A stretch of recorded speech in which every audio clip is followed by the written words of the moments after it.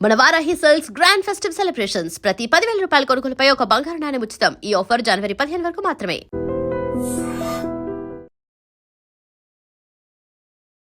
జై శ్రీమన్నారాయణ. ఈరోజు ధనుర్మాసంలో 9వ పాసురాన్ని అనుసంధానం చేసుకుని అర్థం తెలుసుకునే ప్రయత్నం చేద్దాం. ఓం శ్రీ గోదాదేవ్యే నమః. తూమని మాడత్తు చుత్తం విళక్కెరియా தூபங் கமழத்து இலனை மேல் கண்மலரும் மாமால் மகளே மணிக்கதவந்தாள் திருவாய் மாமீரவளை இழுப்பீரோ உன் மகள்தான் உமையோ அன்றிச் செவிடோ ஆனந்தலோ ஏமம் பெருந்தீல் மந்திரப்பட்டாலோ மாமாயன் மாதவன் வைகுந்தன் என்றென்று నామం పలవున్నవిండ్రేలోరెంబావాయ్ అని ఈ పాసురంలో మరొక గోపికను మేలుకొలుపుతుంది గోదాదేవి, మరొక చెలికత్తెను మేలుకొలుపుతుంది. ఏమని సంబోధిస్తుంది అంటే తూమని మాడత్తు షుత్తుం విళక్కెరియా అని లోపల నిద్రించి ఉన్నటువంటి ఆ గోపిక ఎలాంటి స్థితిలో ఉందట అంటే తూమని మాడొత్తు పరిశుద్ధమైనటువంటి మణుల చేత నిర్మించబడినటువంటి భవనంలో నిద్రిస్తుందట. ఐశ్వర్యవంతురాలు. ఏమిటి ఆ 9 మణులు అంటే అవి పరిశుద్ధమైనవట. ఎలాంటి మలినములు వాటికి అంటుకోనివి. పరిశుద్ధము నిర్మలము అనే 2 వాక్యాలు ఉంటాయి. ఇంచుమించుగా 2 ఒకే అర్థాన్ని స్ఫురింపజేస్తుంటాయి. కానీ నిర్మలము అంటే ఒకప్పుడు మలినం అంటుకొని ఆ మలినం తొలగించబడితే అది నిర్మలము అవుతుందట. పరిశుద్ధము అంటే అసలు ఎప్పుడూ కూడా వాటికి మలినం అంటుకోనటువంటివి. అవేవి భగవంతుని యొక్క జీవులే, ప్రతిరూపాలైనటువంటి జీవులే, నిత్య సూర్యగణాలు అంటారు వాళ్ళని. ఆ వైకుంఠంలో ఉండేటువంటి నిత్య సూర్యగణాలంతా కూడా పరిశుద్ధులేనట. ఇక్కడికి వచ్చిన మనం కాస్త నిర్మలుడం. ఆ భగవంతుని యొక్క నామాన్ని గుణాన్ని అనుసంధానం చేసి భాగవత ఆచార్య కృపను పొంది మనం నిర్మలుడం అవుతాం. కానీ అక్కడ ఉండేవాళ్ళు నిత్య సూర్యగణం అంతా కూడా నిత్య విభూతులే ఉండేవాళ్ళు. వాళ్ళంతా కూడా పరిశుద్ధమైన మనులు లాంటి వాళ్ళు. ఇక్కడ మరి గోపిక ఒక ఆళ్వార్లను సంబోధిస్తూ లేపుతుంది ఇక్కడ గోపిక కాబట్టి గోదాదేవి. ఆమెను కూడా ఒక పరిశుద్ధమైనటువంటి మణులచే నిర్మించబడినటువంటి ఓ భవనంలో నిద్రిస్తున్నదానా అని సంబోధిస్తుందన్నమాట. కాబట్టి మనకి భగవంతుడితో ఉన్నటువంటి నవవిధ సంబంధం అంటారన్నమాట. స్వస్వామి సంబంధము, జ్ఞాతృగేయ సంబంధము, పితృపుత్ర సంబంధం అని చెప్పి భగవంతుడితో ఉన్నటువంటి సంబంధాలు, గొప్ప సంబంధాలన్నీ కూడా తెలుసుకొని ఆ సంబంధాలన్నింటినీ కూడా ఒకసారి స్మరిస్తూ ఆనంద పారవశ్యంలో సమాధి స్థితిలో ఉన్న జీవుణ్ణి తెలుపుతుంది ఈ పాసురం. ఆ గోపికను ఏమని చెప్తుంది లోపల ఉన్న గోపికను? ఇంకేమిటి, భవనమే పరిశుద్ధమైనటువంటి మణులతో నిర్మించబడితే దాంట్లో ఉన్నటువంటి దీపాలు కూడా చుట్టూ ఆ మంచం చుట్టూతా దీపాలు వెలుగుతున్నాయట. ఈ దీపాలు ఏమిటంటే జ్ఞానజ్యోతులు.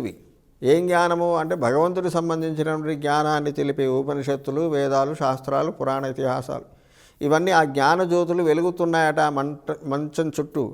అదే కాదు, తూపం కమడొత్తు మేలు కలవలరం సుగంధభరితమైనటువంటి ధూపాలు కూడా అక్కడ విరజిల్లుతున్నాయట. అక్కడ ఆ ధూప పరిమళాలు వెదజల్లుతుంది ఆ భవనమంతా కూడా.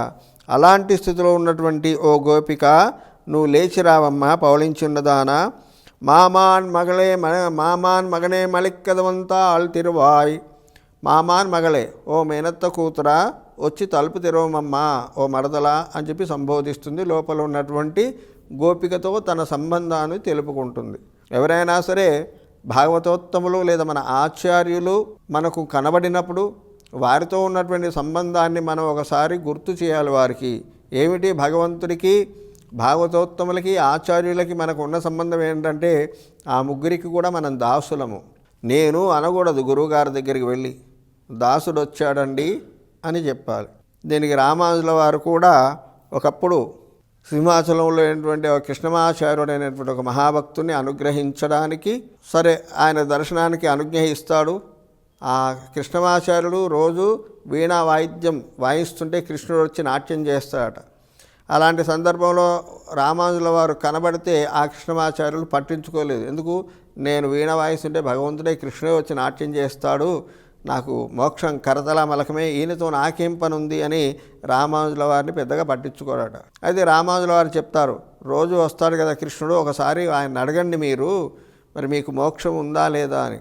లేకపోవడం ఏమిటి, సరే నువ్వు అడిగావు కాబట్టి అడుగుతానని చెప్పి తన నాట్యం అంతా పూర్తి చేసుకుని వెళ్తున్నటువంటి ఆ స్వామిని, స్వామి మరి రోజు నేను వీణ వాయిస్తుంటే నువ్వు నాట్యం చేస్తున్నావు కదా, మరి నాకు మోక్షాన్ని అనుగ్రహిస్తావా అన్నాడు. అంటే లేదు లేదయా, భగవద్ రామానుజులు అవతరించే ముందే ఉభయ విభూతులు వారికి అప్పచెప్పాను నేను, ఇప్పుడు నా చేతిలో ఏం లేదు, ఆ మోక్ష ద్వార తాళం చెవులు రామానుజుల వారి చేతిలోనే ఉన్నాయి, కాబట్టి నాకు మోక్షం కన్నా నేను వైకుంఠానికి వెళ్ళాలన్నా ఆయన అనుజ్ఞ కావాలి, అలాంటి స్థితిలో ఉంది, కాబట్టి వెళ్ళి రామానుజుల వారిని శరణు వేడు, నువ్వు నీ వీణ వాయిస్తున్నావు, నేను నాట్యం చేస్తున్నాను, దానికి అది చెల్లైపోయింది అన్నాడు. అయ్యో అని చెప్పి మరి ఇంతకాలం నేను ఇలా సరే భగవంతుని యొక్క ఆనందాన్ని అనుభవిస్తున్నాను, మరి మోక్షం లేకుండా ఏం లాభం అని చెప్పి అప్పుడు రామానుజుల వారిని దర్శించుకోవడానికి వెళ్తారు. వెళ్తే ఎవరు వచ్చారంటే నేను వచ్చానండి అంటారు. నేను వచ్చానంటే ఇంకా ఈయనకి ఇంకా ఆ అహంకారం తొలగలేదని నేను పోయిన తర్వాత రాపో అంటాడు. నేను పోయిన తర్వాత రాపో ఏంటండి అని ఇట్లా 1, 2, 3 సార్లు వచ్చిన తర్వాత అప్పుడు అర్థమవుతుంది అన్నమాట. ఓహో, నేను అంటే అహంకారం కాబట్టి నేను వచ్చాను అనకూడదు అని ఆ పదాన్ని కాస్త మార్చి అయ్యా దాసుడు వచ్చాడు అంటే అప్పుడు లోపల రమ్మని ఆ భగవంతునికి సంబంధించిన అష్టాక్షరి మహామంత్రాన్ని ఉపదేశించి సమాశ్రయణాలు అనుగ్రహిస్తాడనమాట.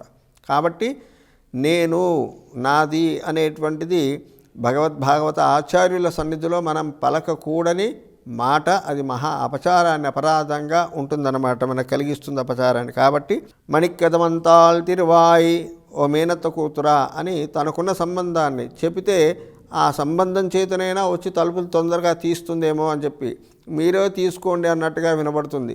అమ్మ అవి మణుల చేత నిర్మించబడినటువంటి ద్వారాలు, ఆ తాళాలు కూడా అలాగే ఉన్నాయి, కాబట్టి నీ వచ్చి నీ చక్కని చల్లని చేతులతో ఆ తాళాలు తెరిస్తే మాకు ఆనందదాయకంగా ఉంటుంది, వచ్చి తెరవమమ్మా అని చెప్పింది. వినబడలేదు. ఆ లోపల ఉన్న గోపిక ఏం సమాధానం చెప్పలేదు. అప్పుడు ఆమె తల్లిని చెప్తున్నారు, ఏమమ్మా మా మీరెవరో ఎలుప్పీరో ఓ మేనత్త, నీ కూతురు ఎంత పిలిచినా కూడా మేము మేలుకొనట్లేదు, అసలేంటి పరిస్థితి, ఏం చేస్తుంది, అంత నిద్ర ఆమెకు ఎక్కడి నుండి వచ్చింది, మగల్దా నుమయో అని నిచ్చవేడో ఆనందలో, మీ కూతురు ఏమైనా మూగదా, మాకు బదులివ్వట్లేదు, పోనీ చెవిటిదా, మేము చెప్పేటువంటి మాటలేవి ఆమెకు వినబడట్లేదా అని ఆనందలయో అందించేవాడు ఆనందలో ఏమం పేరింది మందిరపట్టాలో, లేకపోతే ఎవరైనా ఆమె గాఢ నిద్రలో మునిగిపోయేటట్టుగా ఒక మంత్రం ఏదైనా వేశారమ్మా, కాబట్టి వచ్చి నీవైనా ఆ అమ్మాయిని నిద్రలేపు, లేదా బాగా అలసిపోయి పడుకుందా, ఏం అలసట ఆ పసిపిల్లకు అంటే భగవంతుడికి సంబంధించినటువంటి ఎవరి గురించి చెప్తున్నాం, మనలాంటి జీవులనే ఉద్బోధిస్తుంది. కాబట్టి మనం ఈ సంసారాన్ని ఈ సాగరంలో ఈది తేరు తెన్ను దిక్కు దోచక అలసిపోయి ఉన్నాం కదా, కాబట్టి అలాంటి బాగా అలసిపోయి బడలిక చేత నిద్ర వచ్చిందా ఏమిటి, పెద్ద నిద్రలో ఉంది. మామాయన్ మాధవన్ వైగుందనెన్రెండ్రు నామం పల ఉన్నవిన్ రేలో రింబావాయ్. మామాయన్ మాధవన్ వైగుందన్ అని చెప్పి ఒక నామం కాదు, అనేక నామాలు భగవంతుడి యొక్క గుణాలను ఇక్కడ స్తోత్రం చేస్తుంది. మామాయన్, ఆయన మహా గొప్ప మాయావి అని. మాయావి అంటే సృష్టి స్థితి లయలను ఏకకాలంలో క్షణంలో జరపగలిగిన మహాశక్తి కలిగిన వాడన్నమాట. ఆయన జ్ఞానము చేత శక్తి చేత పరిపూర్ణుడు, సర్వవ్యాపకుడు. కాబట్టి అలాంటి మాయావి మనకి 5వ పాసురంలో చెప్పినట్టు మాయావి అని ఇక్కడ కూడా మళ్ళీ ఆ మహామాయావి అని సంబోధిస్తుంది. మామాయన్ మాధవన్ అంటే లక్ష్మీపతి అయినటువంటి ఆ స్వామివాడు. స్వామిని ఎప్పుడూ ఒంటరిగా మనం ఆశ్రయించామనుకోండి, మనలోని దుర్గుణాలన్నీ స్వామికి కనబడి క్షిపామి నరకే ఘోరే అని చెప్పి స్వామికి క్రోధం కలుగుతుందట. అందుకని లక్ష్మీ పురుషకారంగా అమ్మవారి రికమెండేషన్తో అమ్మను ముందుంచుకొని కనుక మనం వెళ్ళినట్లయితే ఆ అమ్మ మనలోని దోషాలను కనబడకుండా చేస్తుంది. కాబట్టి ఆ మాధవికి ప్రియమైన వాడు కాబట్టి మాధవన్ వైగుందన్, ఆయనే వైకుంఠ లోకానికి అధిపతి. కాబట్టి జీవులందరినీ తన దగ్గరికి చేర్చుకొని మళ్ళీ జన్మలేనటువంటి పునర్జన్మ రాహిత్యమైనటువంటి వైకుంఠ పదాన్ని అనుగ్రహించగలిగినటువంటి వాడమ్మ, అలాంటి సామాన్యుడు కాదు. ఆయనని మనం ఆశ్రయిద్దాము. భగవంతుడి నామాలు అనేకం ఉన్నప్పటికీ కూడా 1000 నామాలను విష్ణు సహస్రనామంగా మనం కొలుస్తాం, తలుస్తాం. అన్ని నామాలు అన్ని రూపాలను మనం అనుభవించలేము, మనకు ఆ శక్తి లేదు. కాబట్టి మనకు పెద్దలు అందించినటువంటి గొప్ప గొప్ప నామాలను ఏర్చి కూర్చి మనకు అందించారు వాళ్ళు. అలాంటి వాటిలో విష్ణు సహస్రనామం ఒకటైతే ఇప్పుడు ఆ విష్ణు సహస్రనామంలో కూడా గొప్పనైనటువంటి పదాలను మనకు గోదాదేవి ఇక్కడ వినిపిస్తుంది. మామాయన్ మాధవన్ వైగుందనెండు నామం పలవన్ నవీన్రే లోరింబావాయ్. ఆ నామాన్ని పలుకుతూ ఈ మన వ్రతాన్ని పూర్తి చేసుకుందాము, సిద్ధింపజేద్దామమ్మా, ఇదే మన గొప్ప వ్రతము రమ్మని చెప్పి లోపల నిద్రిస్తున్నటువంటి మరొక గోపికని ఈరోజు మేలుకొల్పింది గోదాదేవి. జై Srimannarayana.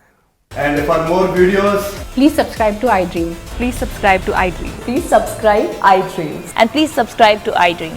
For more videos, subscribe to iDream. please like, share and subscribe to the channel. Congratulations, iDream. Subscribe to iDream. Subscribe to iDream. So subscribe to iDream Media. iDream ki iDream team andarki huge congratulations. Please subscribe iDream Media. Please subscribe to iDream. Subscribe iDream. Please subscribe to iDream. iDream అంటే నా కళల channel subscribe చేసుకున్న నోరు తిరుగుతలేదు, మీరైతే గంట గుర్తు కొట్టండి. For more such videos, please subscribe to iDream. Subscribe to iDream. Please subscribe to iDream. Please subscribe iDream Media. Please do subscribe to iDream. Please subscribe to iDream Media. For best entertainment and information, please subscribe iDream. And don't forget to subscribe to iDream.